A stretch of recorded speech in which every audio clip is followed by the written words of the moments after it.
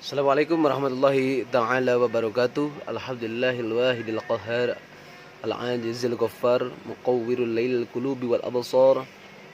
Asyhadu an la ilaha illallah wahdahu la syarikalah wa asyhadu anna sayyidana wa nabiyyana wa maulana Muhammadin sallallahu alaihi wasallam.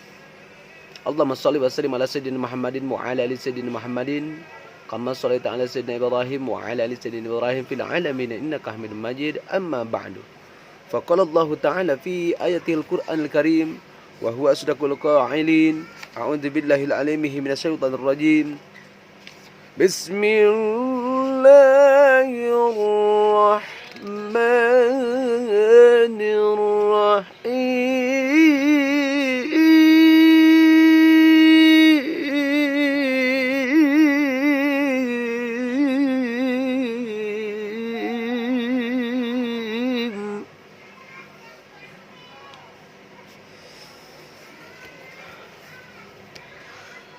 فما لهؤلاء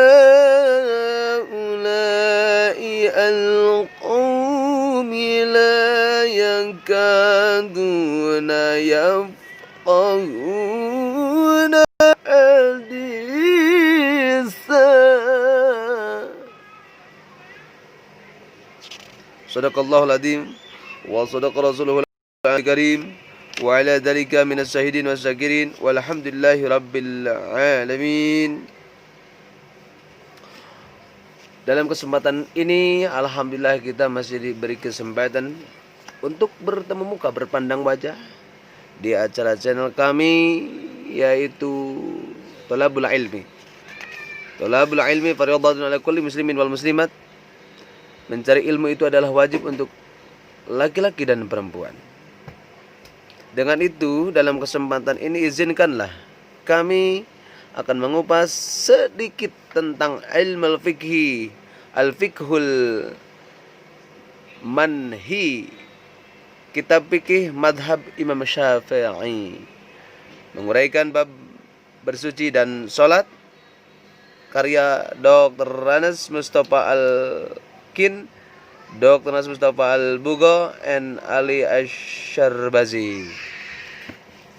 Dalam buku ini mengupas ada beberapa faktor yang harus kita wajib ketahui. Ya, di sini ada penerjemah Utadrid Zuan B.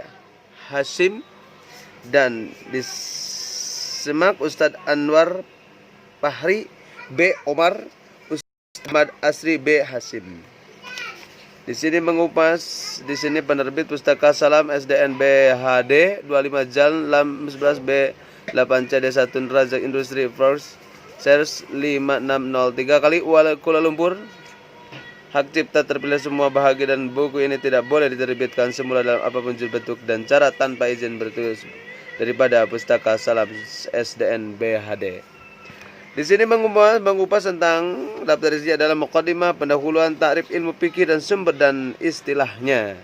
Ada hukum bersuci atau bahagia air atau bagian-bagian air, hukum menggunakan bekas, jenis-jenis bersuci, istinja dan adab-adabnya dan banyak lagi yang lainnya. Makanya jangan kemana-mana, kita akan kupas tuntas di pagi yang sangat berbahagia ini.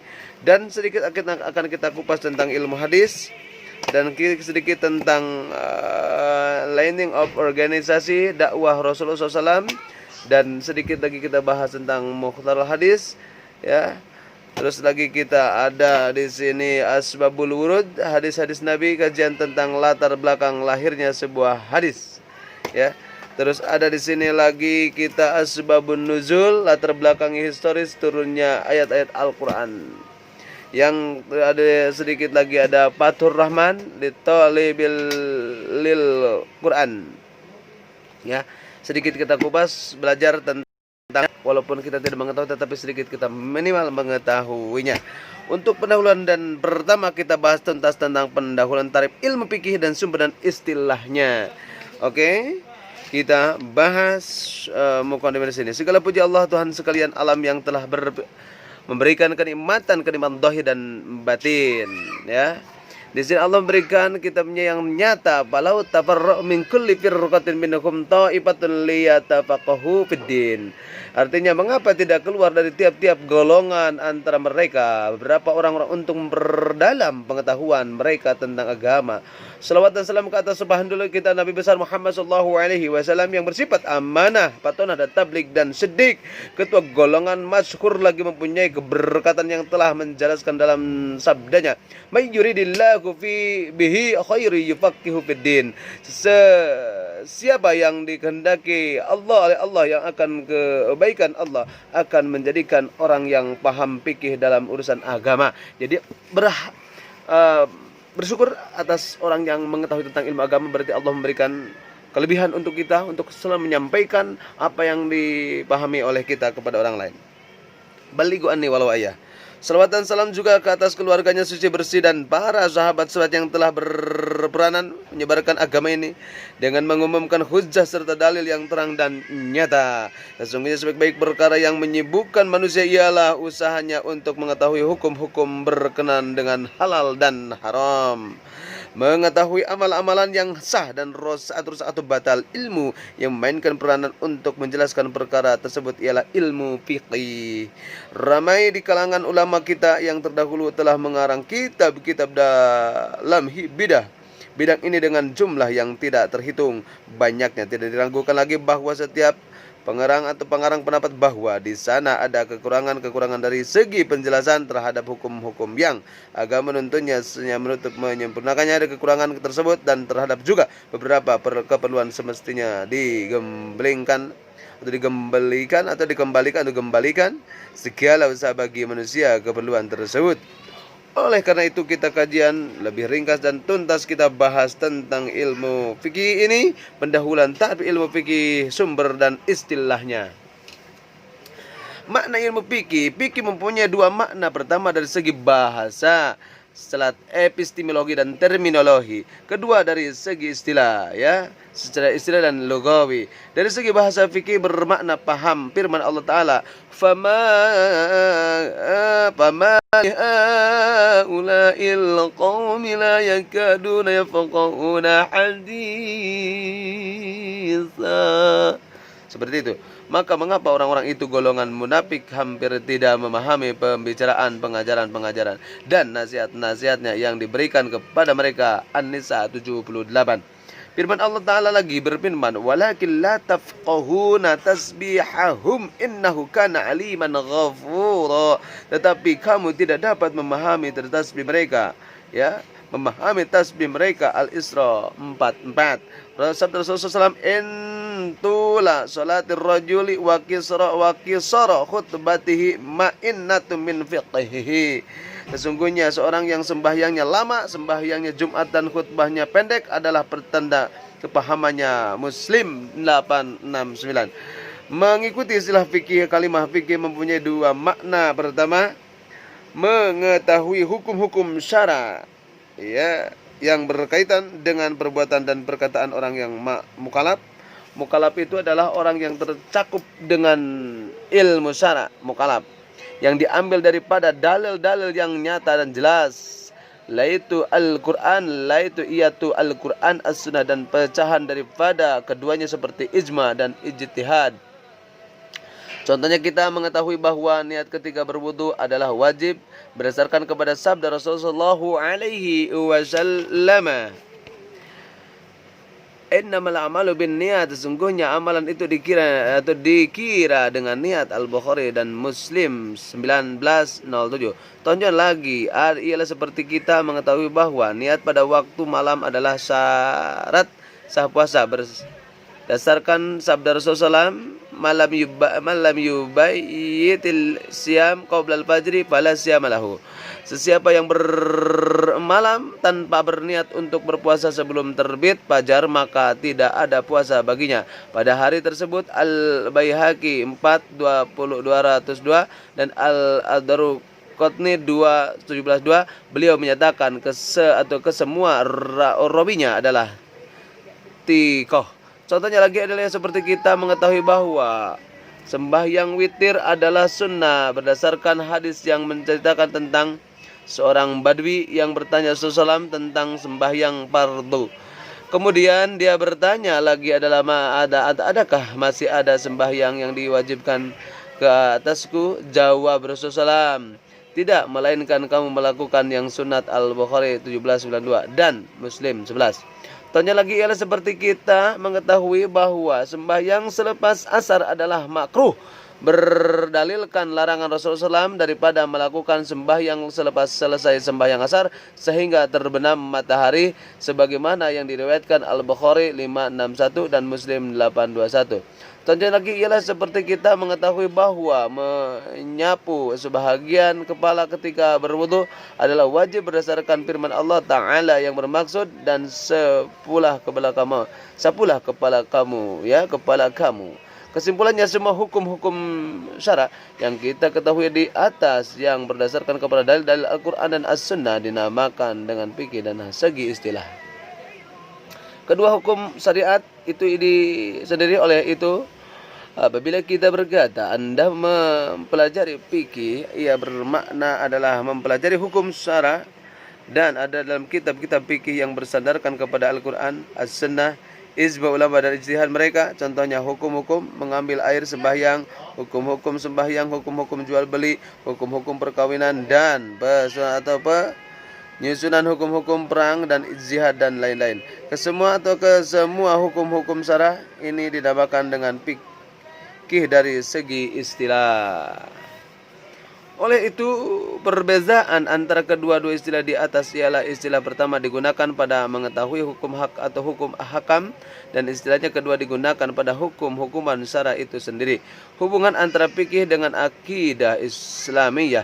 Di antara keistimewaan fikih Islam, hukum-hukum syara dan berkaitan dengan perbuatan dan perkataan yang mukallaf sebagaimana yang telah kita nyatakan ialah ia mempunyai hubungan yang sangat kuat. Dengan itu, besok kita berjumpa lagi tentang ilmu fikih ini. Kita lanjut kepada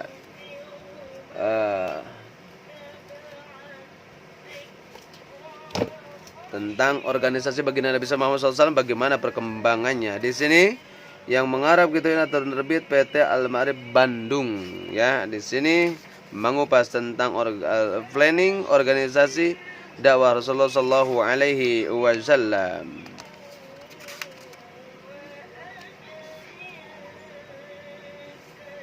Hadirin yang berbahagia, kata pengantar sedikit, yaitu sejak dari mata planning dan organisasi dakwah Rasulullah SAW, yaitu sejak dari tanggal 6 Juli 1965, dan baru sekarang ini hari Rabu tanggal 1 Muharram 97 Hijriah tanggal 2 Desember 96, maka saya laksanakan hasrat hati tersebut berkat insya Tuhan. Ini adalah pengarang yang disebutkan oleh dalam buku ini.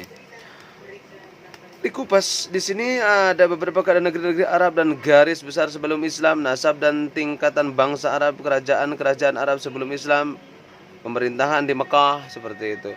Di sini ada kita kupas bagian bab pertama, keadaan negeri-negeri Arab dalam garis besar sebelum Islam. 1. Jazirah Arab terletak di barat daya Asia, luasnya 3,156558 km persegi. Batas-batasnya sebelum utara negeri Sam dan Palestina, sebelah timur negeri Irak, sebelah selatan lautan Hindia, sebelah barat lautan mereka atau Merah. Jadi ada 4 penjuru. Yang pertama utara, sebelah utara adalah Sam, Palestina, ya. Ada Palestina samping Jazirah Arab itu. Sebelah timur negeri Irak, sebelah selatan lautan Hindia, sebelah barat lautan Merah. Penduduknya 12.000 jiwa. 3 jazirah Arab tersebut 8 bagian. 1. Hijaz, letaknya timur laut tanah bukit Tursina, pantai Laut Merah. Disebut Hijaz karena melintang di antara negeri Tuhamah dan Nez.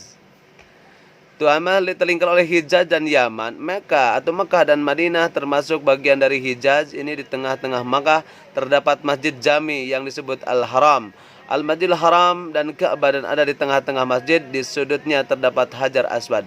Maka ialah negeri di mana Rasulullah SAW dilahirkan dan disebarkan dan mendapat kehormatan, diangkat menjadi nabi yang terakhir daripada nabi-nabi yang mempunyai syariat, yaitu Nabi Adam alaihi salam. Seterusnya Nabi Nuh, Nabi Ibrahim, Nabi Musa, Nabi Isa dan Nabi Muhammad sallallahu alaihi wasallam.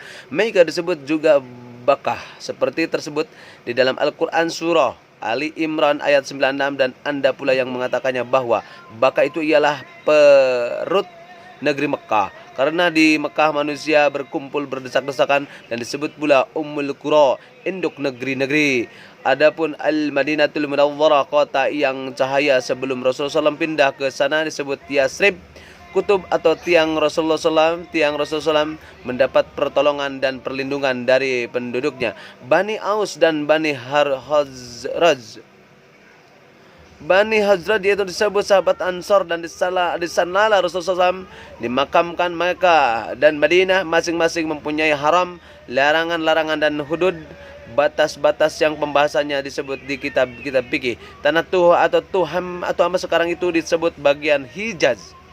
Yang kedua, Yaman, letaknya selatan Hijaz dan utara negeri Asir, di mana terdapat beberapa kota yang masyhur dengan perdagangan kopi. Kotanya Hudaidah, Adan, dan di sana terdapat dua kota, Sabah Ma'arab dan Sana'. Sebutan Yaman karena letaknya adalah di kanan Ka'bah apabila kita menghadap ke arah timur, seperti halnya negeri-negeri Syam, dan sebelum utara Ka'bah apabila kita menghadap ke arah timur, saudara. Yang ketiga, Hadramaut, letaknya timur Yaman, pantai lautan India, Hadramaut. Yang keempat, daerah Murrah, letaknya timur Hadramaut. Yang kelima, daerah Umman, bertemu dengan letak Persia dari arah utara, dan dari arah timur dan selatan bertemu dengan lautan India. Yang keenam, Hasa, berdampingan dengan jazirah Bahrain. Di Teluk Persia, pantainya memanjang sampai Bengawan Furat. Yang ketujuh, Nejad, bertemu dengan negeri Sam sebelum utara, dan Irak sebelum timur, Hijaz sebelum barat, dan Yaman sebelum selatan. Tanahnya terbaik di antara negeri-negeri Arab. Yang ke-8, 5, 6, 7, 8, daerah Ahqaf. Tanahnya rendah, letaknya di sebelah selatan negeri-negeri Arab, dan di sebelah barat daya Aman. Tanah Yaman tergabung kepada satu keadaan negeri-negeri Arab dalam garis besar sebelum Islam. Dikutip dari kitab Lubabul Khiyar fi Siratil Mukhtar halaman 4-7.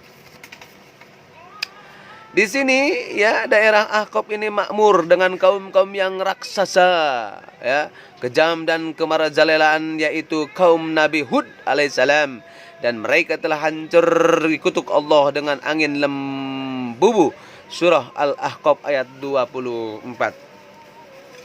Surah Al-Ahqaf ayat 24. Sebab-sebab yang menjadikan mereka dikutuk Allah ialah: satu, limpahan kenikmatan rahmat Allah kepada mereka bukan dimanfaatkan untuk berbekal ibadah, akan tetapi untuk berpoya-poya, pameran, rekreasi dan sebagainya. Pada pokoknya dibuat kesempatan untuk bermaksiat. Yang kedua, mulut mereka terhadap Nabi Hud alaihissalam lancang-lancang seperti engkau orang ketinggalan zaman. With the mode Al-A'raf ayat 66. Ya, limpahan kenikmatan rahmat Allah kepada mereka: satu, membangun gedung-gedung pencakar langit. Yang kedua, aneka macam ragam kesenian. Asy-Syu'ara ayat 131 sampai 139. Yang ketiga, peternakan. Empat, kekuatan tubuh dan perawatan melebihi kaum Nabi Nuh yang disebut dan Al-Quran dengan kalimah Al-Basyah, Al-A'raf ayat 69.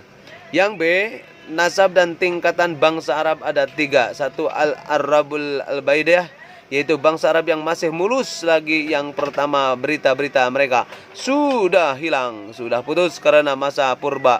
Mereka ya adalah bangsa-bangsa dan suku-suku dari anak Iram bin Sam bin Nuh. Aisyah mereka ada 9 suku, yaitu 1 Ad, 2 Tasmud, 2 Amin, 4 Ubail, 5 Tasmun, 6 Jadis. Yang ketujuh Imlik, 8 Jurhum yang pertama, dan 9 Wabar. Dan dari mereka itu Nabi Ismail alaihissalam datuk.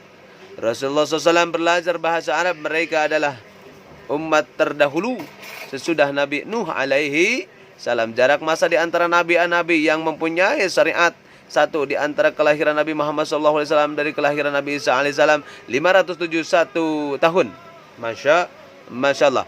Yang kedua, di antara Nabi Isa dan wafatnya Nabi Musa alaihissalam 1716 tahun. Di antara Nabi Musa dan Nabi Ibrahim alaihissalam 545 tahun. Di antara Nabi Ibrahim dan topan Nabi Nuh 1081 tahun. Yang kelima, di antara topan Nabi Nuh dan Nabi Adam alaihissalam 2242 tahun. Yang enam, di antara Nabi Muhammad SAW dan Nabi Adam alaihissalam 6155 tahun. Kekuatan mereka al-Arabul Baidiyah sangat besar, dan kekuatan serta kesudahan dari sesuatu pekerjaannya terhadap tanah pan kuat sekali. Mereka pindah ke Jazirah Arab dari Babilonia ketika mereka terdesak oleh Banu Ham. Kemudian bagi tiap-tiap kelompok daripada mereka mempunyai kerajaan dan benteng pertahanan masing-masing, sampailah mereka dikalahkan oleh Banu Yariba bin Kahtam. Itu tempat tinggalnya di Yamamah daripada bagian Jazirah Arab. Yang bagian kedua Al-Arabul Arabiyah, sebagai mereka disebut Al-Muta'arabiyah. Besok kita berjumpa kembali dengan tadi Learning Organizing Dakwah Rasulullah SAW. Seterusnya kita baca sedikit kitab Al-Mukhtarul Hadis bi Barakatil Umur. Inna lillahi ta'ala malakan maukalan biman yaqulu ya arhamar rahimin wa man qalaha salasan qala lahul mulku wa in arhamar rahimin qad aqbala alaihi fasal. Inna lillahi, sesungguhnya Allah Ta'ala jadi malakan dengan malaikat Allah semua mewakili ngawakilan biman kepada orang yaqulu membacakan orang itu tersebut ya arhamar rahimin, wahai orang yang mencintai ya arhamar rahimin. Paman barang siapa qalaha sedikitnya salasan 3 kali membaca ya arhamar rahimin qala lahu al-malak qala lahu qala ngadawu ya omalahu kepada manusia orang yang membaca itu al-malak malaikat inna arhamar rahimin, sesungguhnya arhamar rahim kasih sayang itu rahimin qad aqbala teman Allah menerima alaika kepadamu. Masya Allah. Rawahu al-Hakim an Abi Amamah rawahu al-Hakim an Abi Amamah inna lillahi, sesungguhnya Allah Ta'ala ma akhadha wa lahu ma ata wa kullu syai'in indahu bi ajalin musamma. Sesungguhnya Allah Ta'ala akhadha mengambil walahu, dan itu tetap kepada orang ma sesuatu atau telah memberinya. Wa kullu syai'in, semua berhak sesuatu indahu sehingga dengan manusia bi ajalin musamma, dengan cepat-cepat musamma dikasih nama seperti itu. Fal tasbir, maka harus bersabar, wala tahtasib, dan hasabah harus menghitung. Ya rawi Ibnu Majah an Aslamah Ibnu Zaid. Segitu tentang Imam Mukhtarul Hadis. Seterusnya ada hadis yang ke-14, al-hasanatu was-sayyi'ah. Qala sallallahu alaihi wasallam inna Allah ta'ala kata wal hasanatu, sesungguhnya Allah Ta'ala menuliskan kebaikan wal sayyi'ati, dan kejelekan. Tsumma bayyana, seterusnya bayyana menjelaskan dalika kepada jelek dan bagus. Paman barang siapa hama bingung bihasanatin dengan bagus, falam ya'mal kata bahallahu indahu hasanatun kalimah milatan. Jadi barang siapa orang mengerjakan kebaikan, bingung baik atau buruk. Nah, Allah menuliskan kebaikan. Wa in hama biha fa'amiha katabah Allah azza wa jalla indahu asran hasanatin ila sab'imiatin dhifin ila dhifin al-katsir. Di sini ada orang ragu ini bagus jelek seperti itu. Sesungguhnya Allah Ta'ala menuliskan kebaikan dan kejelekan atau kejahatan. Kejahatan kemudian menjelaskan, maka barang siapa berniat mengerjakan suatu kebaikan kemudian tidak jadi melaksanakan kebaikan, Allah sudah mencatat untuk satu kebaikan dan sempurna. Dan bila mana setelah berminat mengerjakan suatu kebaikan dan dilaksanakan, Allah Ta'ala mencatat untuknya 10 sampai 700 lipat kebaikan. Masya Allah. Bahkan lebih banyak lagi. Tetap barang siapa berniat berkehendak mengerjakan sesuatu kejahatan dan tak jadi dilaksanakan, Allah sudah mencatat baginya satu kebaikan yang sempurna. Dan bila mana jadi dilaksanakan, Allah sudah mencatat satu kejahatan. Masya Allah. Rawahu Muslim an Ibni Abbas. Jadi meriwayatkan anak laki-laki Muslim dari anak laki-laki Abbas. Mudah-mudahan bicara tentang kebaikan, maka kita jangan takut melaksanakan kebaikan. Niatlah berlaku kebaikan, karena baru niat saja melakukan kebaikan Allah sudah mencatat kebaikan-kebaikan tersebut. Asbabul wurud belum kita baca dan asbabun nuzul belum kita baca, waktu yang terlalu panjang, mungkin kita jenuh. Hudma soba wada makadar. Mohon maaf atas segala kekurangan. Saya Abdul Qadir sebagai kerabat kerja undur diri dari harapan Anda bisa bertemu di gelombang yang sama besok. Mudah-mudahan kita selalu diberikan kesehatan, kebahagiaan, jauh daripada COVID-19 dan Corona, dan Allah berikan rezeki yang halal barokah banyak, dan anak soleh dan soleha bisa berguna, berbakti kepada khusus kepada kedua orang tuanya, agama, nusa dan bangsa. Wallahu muwaffiq ila aqwamit thoriq. Wassalamualaikum warahmatullahi taala wabarakatuh.